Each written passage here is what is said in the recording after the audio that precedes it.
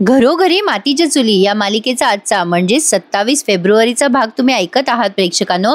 आणि आजच्या भागानंतर तुम्हाला मालिका बघायला खूप मजा येणार आहे, कारण सगळेचे सगळे रणदिवे रस्त्यावर आलेत. ज्याच्याकडनं 5 कोटीचं कर्ज घेतलं होतं ना, त्या माणसाने अक्षरशः सुमित्राबाईंना हाताला ओढून घराच्या बाहेर हकललंय. आता उद्यापासून तुम्हाला हा थरार बघायला मिळणार आहे. आज जानकीची पूजा फळाला आली आहे. आजचा भाग एवढा मनोरंजक दाखवलाय. आता सुरुवातीला तुम्हाला वाटेल मी एवढं का बोलतेय, कारण जानकी महादेवाची अगदी छान सादर संगीत पूजा करताना त्यांनी बराच वेळ दाखवली आहे आणि ती देवाजवळ प्रार्थना करते की तिच्या घरावर आलेलं संकटाचं सावट लवकरात लवकर दूर होऊ देत. इकडे सौमित्र जानकीला फोन करायचा प्रयत्न करतोय, पण जानकीचा फोन लागेना. तेव्हा त्याच्या लक्षात येतं की अरे हो, आज शिवरात्र आहे आणि वहिनी नक्की महादेवाच्या मंदिरात असेल. असा विचार करून आता तो गुलाबशी बोलायला जातो आणि आज बऱ्याच गोष्टी क्लिअर झाल्यात. पण तत्पूर्वी आता या सारंग आणि ऐश्वर्याची फजिती बघा. वाईट कर्म केले की कसं वाईटच पदरात मिळतं ते फार भारी दाखवलंय त्यांनी. सारंग चालता चालता म्हणत असतो, ऐश्वर्या ओ ऐश्वर्या ऐका ना. आता ऐश्वर्या चिडते आणि म्हणते, काय ऐश्वर्या ऐश्वर्या चुप्प बस ना रे, काय चाललंय, शोध आधी आता कुंडी कुठे गेली येते. सारंग वैतागलेला असतो. तो बराच वेळ शोधाशोध करतो कचऱ्यामध्ये, पण कुठे काही सापडत नाही. शेवटी तो पुन्हा ऐश्वर्याजवळ येतो आणि म्हणतो, काय ऐश्वर्या काय अवस्था झाली आपली, आपण रणदिवे तरी वाटतोय का हो, असं चालत चालत चालत राहिलो ना तर कुत्रे मागे लागतील हो आपल्या. ऐश्वर्या म्हणते, गप्पा बसा ना सारंग, काय बुणबुण बुणबुण लावलीये केव्हाची माझ्या कानाच्या मागे, जरा इकडे तिकडे बघा ती कुंडी जाईल मागे. सारंग चिडतो आणि म्हणतो, कुंडी कुंडी त्या आईला त्या कुंडीच्या. तो चिडून जातो आता आणि वैतागतो. आता त्याच्या हातातली ती काठी जोर जोरात तिकडे तिकडे फेकायला लागतो. ती कुंडी कुठे गेली कुंडी, असं करून इकडे तिकडे बघतो. पण आता त्याला कोणीतरी दिसलंय रस्त्यामध्ये. आता कोण दिसलंय ते तुम्हाला पुढच्या सीन मध्ये दिसेल. आता बघा, सौमित्र आलाय गुलाबकडे आणि विचारतो, अरे गुलाब, अरे सारंग कुठे गेला रे. आता गुलाब म्हणतो, आओ दादा ते खोलीतच नाहीयेत, ते मगाशी म्हणजे कुठे गेले माहित नाही, मी चहा घेऊन गेलो तेव्हा दिसलेच नाही खोलीमध्ये. आता सौमित्र म्हणतो, ऐश्वर्याच्या मागे गेला असेल. गुलाब म्हणतो, बरं झालं त्या ऐश्वर्या घरात नाहीये. अहो काय चिडचिड केली हो मगाशी माझ्यावर. अहो दादा उगाचच ओरडल्या हो. आता सौमित्र म्हणतो, का रे काय झालं. गुलाब म्हणतो, अहो मला सांगा सौमित्र दादा, अहो झाडाची काळजी घेणं हे सगळे कामं आहेत ना माझ्याकडे, कचऱ्याची गाडी पण रोज येते, आता कचरा देणं हे पण काम आहे की नाही माझं. सौमित्र म्हणतो, हो बरोबर. मग आता गुलाब म्हणतो, अहो मी काही कुंड्या दिल्या कचऱ्यावाल्याला, त्या कुंड्या खराब झालेल्या होत्या, त्या कधीपासून पडलेल्या होत्या. आता मला सांगा माझं काही चुकलं का. आता त्या कुंड्या दिल्या कचऱ्यावाल्याला म्हणून ऐश्वर्या ताई भडकल्या ना माझ्यावर. अहो माझं काही ऐकूनच घेतलं नाही हो दादा त्यांनी. अहो त्या कुंड्या का फेकून दिल्या म्हणून लई ओरडल्या बघा आणि कचऱ्याच्या मागे धावत गेल्या, त्या कचऱ्या कुंडीच्या गाडीच्या मागे. असे रणदिवे कचऱ्याच्या मागे पळालेले बरे दिसता का दादा. आता सौमित्राला डाऊट आलाय ना, कुंडीवरनं ऐश्वर्या एवढं का बोलली असेल गुलाबला. आता सारंगला काहीतरी दिसलंय रस्त्यात. सारंग म्हणतो, ऐश्वर्या ती कुंडीच आहे ना. ऐश्वर्या म्हणते, जाय ना मग बघून ये ना. सारंग म्हणतो, मी नाही जाणार, एक तर तुमच्यामुळे मी सगळ्या गल्लीतल्या कचऱ्या कुंडींना हात लावलो, परेशान आहे, माझ्या अंगाला वास लागलाय आता. ऐश्वर्या म्हणते, हे माझ्यामुळे झालंय का, दिवसभर त्या शेताच्या मातीत लोळत राहतं तेव्हा घाण वाटत का तुम्हाला. सारंग म्हणतो, अहो काय बोलताय तुम्ही, अहो ती माती असते, माती, मातीचा अभिमान असतो, कचऱ्याची घाण असते. तुम्हाला कचरा आणि मातीतला फरक कळतो का. ऐश्वर्या वसकते आणि म्हणते, नाही कळत मला फरक. तो काटा आहे ना तो गुलाब, त्याला भेटू दे, त्याला न काट्यासारखं सोलून काढेल मी त्या गुलाबला. आता हा सारंग म्हणतो, गुलाबची काय चूक आहे ऐश्वर्या, अहो त्याला काय स्वप्न पडलं होतं का कुंडीमध्ये सोनं आहे म्हणून. आता तेवढ्यात त्याचा एक मित्र त्याला दिसतो सारंगला. आता सारंग म्हणतो, अरे सॉरी, त्याचा धक्का लागतो चालता चालता त्याला. आता तो मित्र म्हणतो, अरे सारंग तू इथे. सारंग त्याचा चेहरा झाकत असतो. आता तो माणूस म्हणतो, अरे दादा तुम्ही. अहो सारंग दादा ना, अहो तुम्हाला ओळखलंच नाही मी. सारंग मनातल्या मनात बडबडतो, ओळखलं नाही तेच बरं झालं बाबा. आता तो माणूस म्हणतो, तुमचा चेहरा का असा झालाय दादा, किती वास येतोय तुमच्या अंगाचा. आता ऐश्वर्या म्हणते, अहो काय झालं, एक रिक्षावाला आला होता, त्याने आमच्या अंगावर चिखल उडवला, त्याचा वास येतोय बघा, आता घरीच चाललोय आम्ही पायी. मग तो माणूस म्हणतो, बरं जा सांभाळून जा. ऐश्वर्या म्हणते, हा या तुम्ही आता या. आता तो माणूस गेल्यावर ऐश्वर्या चिडते आणि म्हणते, ओरडा अजून मोठ्याने ओरडा सारंग. सारंग म्हणतो, अहो चुकी झाली ऐश्वर्या, हे बघा ओरडू नका हो माझ्यावर एवढ्या मोठ्यानं. आणि आपण काय करू, आपण कचऱ्यावाल्याला सापडू, त्या कचऱ्यावाल्याला सापडलं ना की आपल्याला कुंडी पण सापडल. हे बघा ऐश्वर्या नीट विचार करा. आता ऐश्वर्या म्हणते, बरं तुम्ही फोन करा त्या कचऱ्यावाल्याला, भेटू आपण. सारंग आता हसायला लागतो आणि म्हणतो, अहो ऐश्वर्या ऐश्वर्या, अहो कचऱ्यावाल्याचा नंबर कोणाकडे असतो का हो? आपल्याला त्याला जाऊन शोधावं लागेल ना. ऐश्वर्या म्हणते चला ना मग, काय तोंड पाहताय. प्रेक्षकांना मजा येते या दोघांची. आता पुढे बघा, या ऋषिकेशने गावातल्या लोकांना बोलवलं होतं ना काल. मग ते लोक तिथे आलेत. ते सांगतायत की दादा, आम्ही पेस्ट कंट्रोलवाल्यांची माहिती काढली आणि यांना घेऊन आलोय बघा. ऋषिकेश विचारतो हे कोण आहेत? मग ते माणसं सांगतात अहो आपल्या गावातल्या पेस्ट कंट्रोलचं काम हेच घेतात, विलास सुभेदार नावे यांचं. आम्ही दागिन्यांच्या चोरीबद्दल सांगितलंय यांना. ऋषिकेश त्या पेस्ट कंट्रोलवाल्याला विचारतो तो माणूस कोण होता ज्याला तुम्ही पेस्ट कंट्रोलवाला म्हणून पाठवलं आमच्या घरी? मग तो पेस्ट कंट्रोलवाला म्हणतो अहो साहेब आम्हाला माहिती नाही तो माणूस कोण आहे. ऋषिकेश म्हणतो असं कसं माहिती नाही तुम्हाला? तुमच्याच माणसाने दागिने चोरलेत बेशुद्ध करून आमच्या घरच्यांना. मग तो माणूस म्हणतो अहो दादा मला माहिती नाही हो तो माणूस कोण आहे. अहो त्या दिवशी आमचा कोणताच माणूस आशीर्वाद बंगल्यावर गेलाच नाही. ऋषिकेश म्हणतो असं कसं होईल? त्या माणसाच्या गळ्यात तुमच्याच कंपनीचं आय कार्ड होतं. आता पेस्ट कंट्रोलवाला म्हणतो खरं तेच सांगतोय मी. त्याने बॅगेत आता काही यादी दाखवली आहे ऋषिकेशला आणि सांगितलंय की बघा आशीर्वाद बंगल्यावर कोणी गेलंय का याच्या डिटेल आहेत सगळे माझ्या रजिस्टरमध्ये. ऋषिकेश ते सगळं चेक करतो. थोडक्यात सांगायचं झालं म्हणजे आता चोरीचा सगळ्याच्या सगळा छडा लावण्यात येतोय प्रेक्षकांनो. आता ते सांगतात की हे बघा दादा आम्ही पेस्ट कंट्रोल लगेच त्याच दिवशी नाही करत, आमचं आधीचं शेड्यूल फिक्स असतं, आम्ही तारीख देतो समोरच्या ग्राहकाला. मग आता ते गावातले लोक म्हणतात दादा तो चोर कोणीतरी तिसराच होता हो. मग आता तो माणूस म्हणतो तो जो कोणी माणूस तुमच्याकडे आला ना तो फेकच होता, आमच्या कंपनीचा नव्हता. ऋषिकेश विचार करायला लागतो अरे देवा मग तो माणूस होता तरी कोण? आता इथून पुढे जानकीने जी काही देवाची सेवा केली आहे ना महादेवाची ती खूप छान दाखवली आहे त्यांनी ऍक्च्युली प्रेक्षकांनो. आता बघता क्षणी तुम्हाला वाटेल की जानकी किती ओव्हर करतेय, खूपच जास्तीच करतेय वगैरे वगैरे. पण असा एखादा दिवस आपण देवासाठी समर्पित केला तर काय हरकत आहे सांगा बरं. जानकीने महादेवाच्या देवळाची सगळी साफसफाई केली, पुसून घेतलं देऊळ, धुवून घेतलं. आता ती महादेवासाठी हार बनवतीये. तो हार बनवता बनवता तिला सुई वगैरे टोचली, ते थोडंसं ओव्हर वाटलं बघायला, पण ठीक आहे असा एखादा दिवस देवाला समर्पित करावा.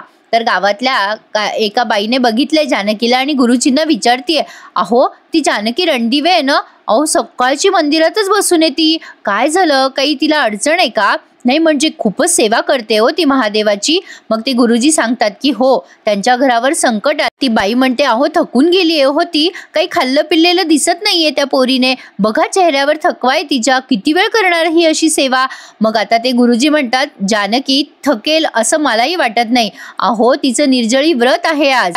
गावकरी सगळे कौतुक करतात जानकीचं. थोडक्यात सांगायचं झालं तर आता इकडे या सुमित्राबाईंना स्वप्न पडतं की पार्वतीने तिच्याकडे जबाबदारी सोपवली होती स्वतःच्या पोराची, पण तिने मात्र खूप अतिशय म्हणजे काय म्हणते कृतज्ञपणे त्या ऋषिकेशला दूर करून टाकलं. ती पार्वती त्यांच्या स्वप्नात येते आणि ऋषिकेश घराच्या बाहेर गेलाय ते तिला दिसतं आणि आता एकदम ती उठून जागी होते. आता तुम्ही असं म्हणायला हरकत नाही प्रेक्षकांनो हा पार्वतींचा शाप आहे या सुमित्राला, म्हणजे तिच्या मुलाला घराच्या बाहेर काढलं ना म्हणून आता सुमित्राबाई पण घराच्या बाहेर जाणार असं ड्रॅमॅटिक पद्धतीने त्यांनी दाखवलंच आहे. तर पुढे बघा अवंतिका पाणी वगैरे विचारते काय झालं आई, घाबरलात का, स्वप्न बघितलं का वाईट? मग सुमित्राबाई रडायला लागतात आणि अवंतिकाला सांगतात अगं पार्वतीबाईने मला लाख मोलाचा ऐवज दिला होता ग ऋषिकेश, मी त्याची जबाबदारी नाही सांभाळली. नाना पण रडायला लागतात की ऋषिकेश माझा ऋषिकेश म्हणून. आता त्या सुमित्राबाई म्हणतात मी ती जबाबदारी नाही पार पाडली ग अवंतिका, आई म्हणून मी नापास झाले ग. आता अवंतिका म्हणते असं नका बोलू आई, अहो का वाईट वाटून घेताय?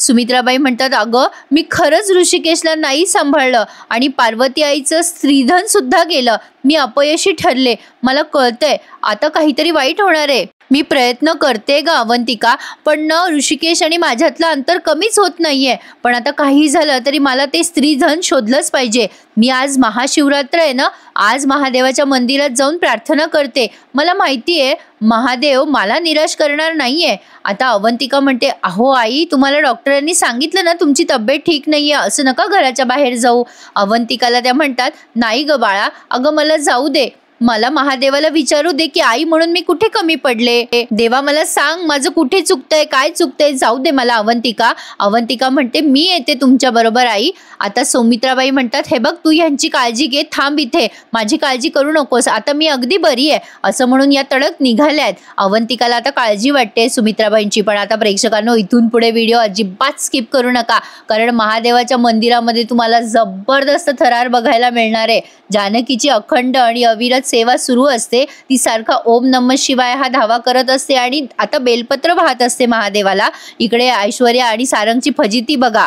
ऐश्वर्या वैतागून म्हणते आपण कचऱ्यावाल्याला का शोधतोय, माझा विश्वासच बसत नाहीये. सारंग म्हणतो धीर धरा ऐश्वर्या, अहो तो कचऱ्यावाला नाहीये, आपली किल्ली आहे किल्ली. आता तेवढ्यात त्याला एरियातला कचऱ्यावाला दिसतोय आणि आता सारंग त्याच्याकडे धावत जातो. अरे बबन्या, अरे बाब्या, अरे ऐकतो का माझं, अरे रणदिवेच्या एरियातला कचरा तूच घेतोस ना. सारंग त्याच्याकडे धावतच येतो त्या सफाई कर्मचाऱ्याकडे आणि त्याला विचारपूस करू लागतो. पण आता त्याने फुल दारू पिलेली असते, त्याला काही शुद्ध नसते, त्याला बोलता पण येत नाहीये.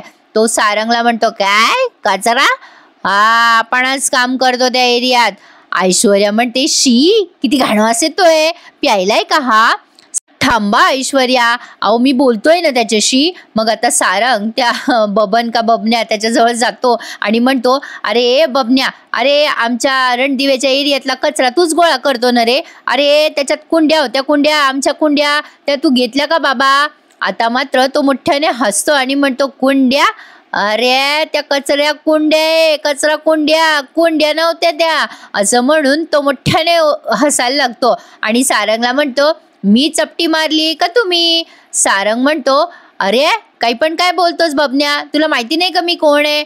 आता तो बबन्या म्हणतो तुम्ही कोण, आम्ही कोण, कोण कोण, भित्र्या सशाला कानच दोन. ऐश्वर्या चिडते आणि आता त्याच्या डोक्यात काढी मारायला लागते आणि म्हणते काहीच आठवत नाही याला. सारंग म्हणतो ओ ऐश्वर्या, अहो असं करू नका, थांबा हो जरा, मी बोलतोय ना. अहो तो महत्वाचा माणूस आहे, त्याच्याकडनं माहिती मिळेल, तुम्ही चुप बसा बरं, मला बोलू द्या बरं. आता सारंग पुन्हा त्या बबन्याकडे वळतो आणि म्हणतो ए बाबा, अरे सांग ना रे, ऐक ना रे बाबा, तू महत्वाचा आहे रे आमच्यासाठी, त्या कुंड्या महत्वाच्या आहे, सापडल्या का तुला कुंड्या कुठे, चपटी देऊ का तुला आठवायला. मग आता त्या बबनाला आठवतं आणि तो म्हणतो प्लास्टिकच्या होत्या का. ऐश्वर्या म्हणते हो हो हो हो. सारंग म्हणतो हो रे बाबा हो, प्लास्टिकच्याच होत्या, कुठे कुठे ठेवल्या त्या कुंड्या, तू सांग आठवतं का तुला.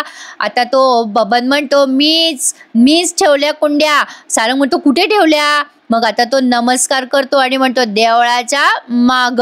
ऐश्वर्या म्हणते देवळाच्या माग. सारंग म्हणतो कुठे, कोणत्या देवळात. आता तो फक्त एवढंच म्हणतो देवळाच्या देवाऱ्याच्या माग. आता तो सारंग म्हणतो कुठल्या देवळात. आता तो काहीच बोलत नाही आणि हसतो आणि निघून जातो. आता सारंगला काही समजे ना त्याला कसं बोलतं करावं, पण तो चालला जातो हसून. आता मात्र सारंग ऐश्वर्या फुल टेन्शन मध्ये आहेत, कुठल्या मंदिरात जायचं, कोणत्या देवळात ठेवल्या असतील कुंड्या. सारंग म्हणतो अहो प्रसाद म्हणून शिरा देतात त्या देवळात असतील का कुंड्या. ऐश्वर्या म्हणते आता कुठे कुठे शोधायचं. सारंग म्हणतो दुसरा पर्याय नाहीये, चला शोधत राहू. ऐश्वर्या काडी टेकत सारंगच्या मागे चालली आहे. आता हे दोघं जण देवळं शोधत जातात. तेवढ्यात आता सुमित्राबाई आल्यात देवळामध्ये. गावातला एक माणूस सांगतो अहो सुमित्राबाई, अहो तुमची मोठी सून सकाळपासून पूजा करतीये महादेवाची. अहो आम्ही बघून थकलो तिला, पण ती काही पूजा करून थकली नाही बरं. सुमित्राबाई म्हणतात अगं बाई बघू द्या मला. असं म्हणून त्या आता जानकीच्या जवळ आल्यात. आता जेव्हा सुमित्राबाई येतात ना तेव्हा त्या बघतात की जानकी केव्हाची पूजा करते महादेवाची. आता जानकी सुद्धा लगेच चक्कर येऊन पडते. आता हे जरा ओव्हर वाटलं बरं का. सुमित्राबाई आल्यावरच ती चक्कर येऊन पडली, लगली त्यांनी सावरलं तिला, ते फारच नाटकीय वाटलं. पण असो, जानकीची सेवा मात्र चालू आहे. जानकी ओम नमः शिवायचा जप पूर्ण करते. सुमित्राबाई तिला सावरतात. आता जप पूर्ण झाल्यावर ती खाली बसली आहे आणि आता महादेवाला साष्टांग दंडवत घातलाय तिने. सुमित्राबाई म्हणतात जानकी अगं सकाळची पूजा करतेस का बाई. जानकी म्हणते हो आई, अहो तुम्ही गावाला गेला होतात ना कुलदेवतेच्या दर्शनाला, कधी आलात. आता सुमित्राबाई सांगतात अगं सकाळी आले ग, आणि आल्यापासून आपल्या घरात चोरी झाल्याचं कळलंय अगं, थाऱ्यावर नाहीये ग जीव. जानकी माझे तुझे ऋषिकेशच्या आईचे सगळे दागिने चोरी गेले ग. आता जानकी म्हणते आई काळजी नका करू, हे बघा आपले दागिने आपल्याकडे नक्की परत येतील, कुठेच जाणार नाहीत. आता या दोघी सासासुनांचा पूर्ण विश्वास आहे महादेवावर. आता जानकी म्हणते मी बेलपत्र वाहिलेत महादेवाच्या पिंडीवर, सेवा केली आहे आई, माझी सेवा विफल जाणार नाही, विश्वास ठेवा देवावर. दोघीही सासासुना आता महादेवाच्या पिंडीजवळ बसतात आणि नमस्कार करतात. जानकी म्हणते, महादेवा, आमच्या घरावर आलेलं संकट दूर कर, आता तूच साक्षात्कार दाखव. आता प्रेक्षकांनो, खरं तर देव सहजासहजी म्हणजे जे काही दाखवतात ना मालिकेत ते अतिरेक असतो एवढंच म्हणायचंय मला. पण ठीक आहे, चला, आपलं मनोरंजन होतंय म्हणूनच आपण मालिका बघत असतो ना. आता सुमित्राबाईचे डोळे बिळे पुसते ती आणि तिथे खाली बसून प्रार्थना करते आणि तिची प्रार्थना लगेच फळाला आली आहे आणि महादेवाच्या पिंडीच्या मागनं एक मोठा असा भला मोठा नाग तिला दिसतोय. पण आता हा नाग कृत्रिम आहे बरं का. कॉम्प्युटर ग्राफिक्सद्वारे आपल्याला हा नाग दाखवण्यात आलाय. खरा अस्तित्वातला नाग हा नाहीये. खाली त्यांनी अशा सूचना रिफ्लेक्स केल्यात, तुम्हाला दिसेलच. आता सुमित्राबाई घाबरतात त्या नागाला बघून आणि म्हणतात, अगं बाई जानकी, अगं बाई केवढा मोठा नाग आहे हा. त्या खूप घाबरतात आणि जानकीला म्हणत असतात, बाजूला हो. अगं जानकी, तुला सर्पदंश झालाय एकदा. जानकी म्हणते, नाही आई, अहो साक्षात महादेवानी दर्शन दिले. जानकी आता हळदी कुंकू वाहते पण तो नाग आता खाली आलेला असतो. जानकी बघते आणि म्हणते, आई बघा ना, हा नाग कुठेतरी जातोय, आपल्याला काहीतरी दाखवायचा प्रयत्न करतोय, हा मध्येच थांबलाय बघा. आता या सुमित्राबाई म्हणतात, बाई बाई जानकी, अगं मागे नको जाऊ, चावेल ना तुला तो. जानकी म्हणते, नाही आई, अहो सगळ्या विश्वाचं रक्षण करता आहे तो. विश्वाचं रक्षण करणाऱ्या निळकंठाच्या देवळात आपण आहोत. अहो या विश्वाचं रक्षण करण्यासाठी निळकंठाने विष धारण केलं आणि आता हा नाग आपल्याला काहीतरी दाखवायचा प्रयत्न करतोय. मला असं वाटतंय आई, काहीतरी सांगायचा प्रयत्न करतोय. आता हे जरा अतिशोक्ती वाटली, हरकत नाहीये, पण बघू काय काय गंमत आहे पुढे. जानकी म्हणते, हा काहीतरी संकेत आहे महादेवाचा. असं म्हणून जानकी आता त्या नागाचा पाठलाग करते प्रेक्षकांनो. आणि आता मात्र चमत्कार झालाय, मोठा चमत्कार झालाय. जानकी म्हणते, आई चला, आपण थांबू नये, आता आपण शोधायला हवं की हा नाग आपल्याला काय दाखवतोय. हा नाग कृत्रिम दाखवलेला आहे प्रेक्षकांनो, हे पुन्हा पुन्हा सांगू इच्छिते मी. आता जानकी त्या नागाच्या मागे मागे जाते आणि जानकीच्या मागे देवळात असलेले सगळे लोक जातात. आता तो नाग सापसाप करून सगळे बाजूला जातात. जानकीला म्हणत असं, वहिनी बाजूला व्हा, बाजूला व्हा. आता नेमके तिथे ऐश्वर्या आणि सारंग पण आलेत बरं का. आणि हा सगळा थरार त्या दोघांनी बघितलाय. जानकी आता त्या सापाच्या मागे मागे जाते, सुमित्राबाई पण मागे मागे जातात आणि तो भला मोठा नाग एका कुंडीवर जाऊन चढतो. आता ती कुंडी कुठली आहे हे तुम्हाला सांगायचं काम नाही. त्या कुंडीमध्ये ऐश्वर्याने लपवलेले दागिने आहेत. ते पाहिल्या पाहिल्या सारंग आणि ऐश्वर्याचे डोळे आता असे मोठे झालेत. आता जानकी म्हणते, आई अहो हे काय आहे. आता त्या कुंडीला खाली लटकलेली असते ती जानकीच्या पायातली चेन, जी या ऋषिकेशने तिला गिफ्ट दिलेली असते ना, ती चेन. आता ही सुमित्राबाईंना सांगते, अहो आई बघा ना, ही चेन मला ऋषिकेशने दिली होती. सुमित्राबाई म्हणतात, अगं बाई हो खरं की, अगं जानकी हे तर तेच पैंजण आहे ऋषिकेशने तुला दिलेलं. आता जानकी म्हणते, हो आई. आता ही सुमित्राबाई पुढे म्हणते, अगं बाई जानकी, म्हणजे हे दागिने या कुंडीत आहेत की काय आपल्या. मग जानकी म्हणते, आई हो, मला तेच वाटतंय की हा नाग आपल्याला आपले दागिने दाखवायला आलाय. बघा ना, तो इथेच बसलाय अजून सुद्धा. आता ऐश्वर्या तिकडनं त्या नागाला शुक शुक करत असते आणि आता जानकी हात जोडते आणि म्हणते, असं असेल ना आई, तर साक्षात महादेवाचा आशीर्वाद मिळालाय आपल्याला. यातच कळलंय की माझ्या श्रद्धेचं फळ मला मिळालंय. सगळेजण अवाक होऊन बघताय, जानकीचा चमत्कार, जानकीचा चमत्कार. आता मात्र सारंग म्हणतो, ऐश्वर्या ऐश्वर्या दागिने गेले. ऐश्वर्या म्हणते, अहो असं काही होणार नाही, तो साप बघतोय का तुम्ही, केवढा मोठा साप आहे. अहो तो जानकीला दागिने घेऊच देणार नाही. जानकी आता हात घालेल ना दागिने घ्यायला, तेव्हा तो जानकीला फुस करून चावेल. बघा तुम्ही बघा. आता जानकी अशी पुढे पुढे येते बरं का त्या नागाच्या आणि त्या नागदेवतेला म्हणते, देवा खूप उपकार होतील तुमचे, आमच्या या कुंडीमध्ये आमचे दागिने सापडले तर लाज राखा देवा, लाज राखा.